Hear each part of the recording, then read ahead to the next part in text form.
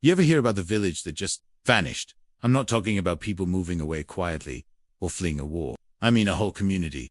Huts, dogs, food still cooking, all left behind. No footprints, no warning, just gone. That's what supposedly happened at Angikuni Lake in Canada, back in 1930.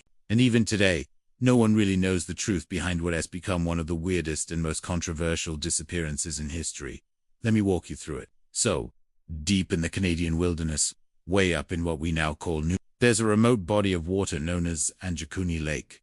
It's about as far off the grid as you can get. We're talking frozen tundra, dense forests, freezing temperatures, and nothing for miles. Now, back in the early 20th century, there were Inuit villages scattered across this vast, harsh landscape, small, tight-knit communities that had lived there for generations. One of these villages was said to be located along the shores of Angikuni Lake. Enter Joe LaBelle, a seasoned fur trapper. This guy was no stranger to the land. He'd spent years navigating the wilderness, working with local communities, and relying on these villages as rest stops and places to trade. In November 1930, Joe was trekking through the area and decided to stop at this particular village near the lake, one he had visited before. He expected a warm fire, some familiar faces, maybe a hot meal. But when he got there, it was like walking into a ghost town, and not the kind of ghost town where everything is old and broken down.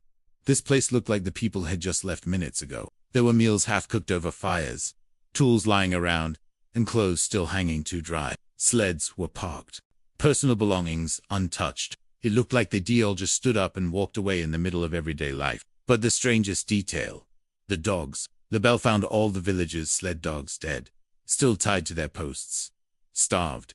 And this is extremely unusual. These dogs weren't just pets. They were essentials to survival.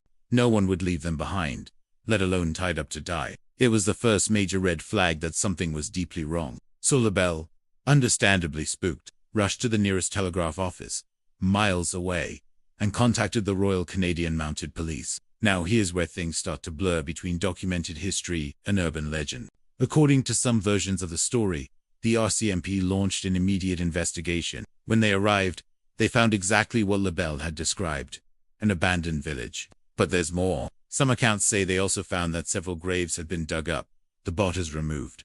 Why would someone do that? Looting, ritual, or something even stranger? Then there are the reports of strange lights in the sky, some kind of glowing object hovering over the lake, seen by multiple witnesses. That's when things start drifting into UFO territory.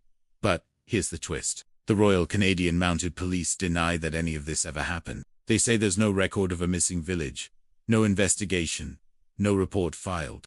In fact, in 1984, the RCMP issued a statement saying that the entire story was a fabrication, a legend blown out of proportion, perhaps even invented by a journalist or misremembered by the original trapper.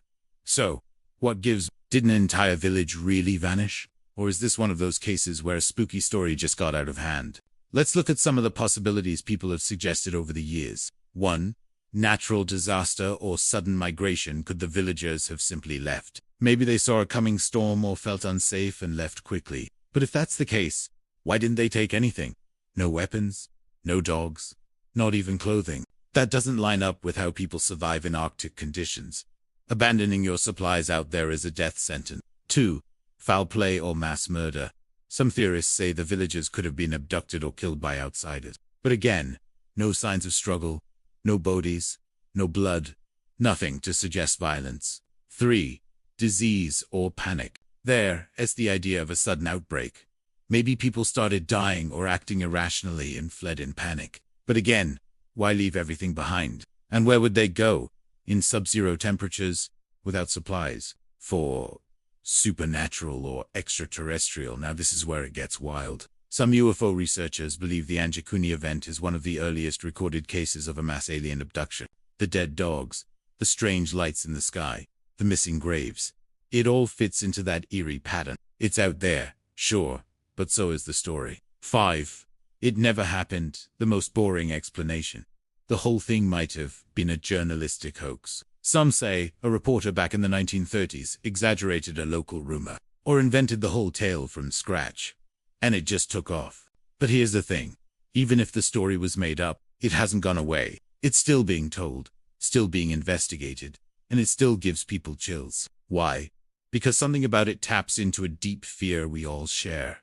The idea that people, entire groups, can just vanish. That something out there, natural or otherwise, is capable of erasing us without a trace. There's something terrifyingly elegant about the mystery of Angikuni Lake. It's not loud, it's not gory, it's just quiet and empty. And that silence is somehow more disturbing than any horror movie. So was it real? Was it a hoax? Or did something truly strange happen on that frozen Canadian lake nearly 100 years ago? We may never know, but one thing is for sure. If you ever find yourself trekking through the Canadian North and you come across an empty village, maybe keep walking.